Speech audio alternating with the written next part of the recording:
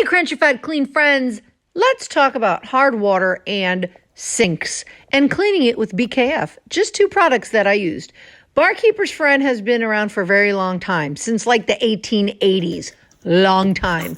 The main ingredient in Barkeeper's Friend is oxalic acid. I hope I'm saying that right. It's the core ingredient, which is a natural compound that's found in rhubarb and spinach.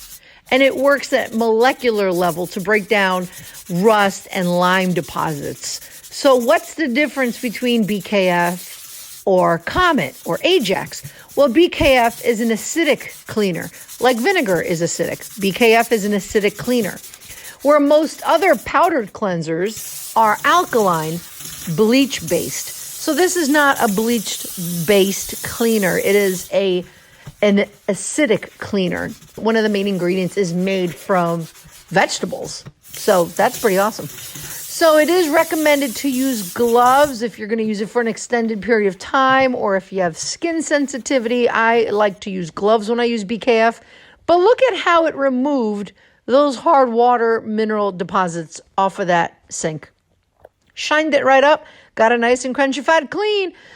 My link down below for 15% off that awesome scrubber for your first time use. So check it out.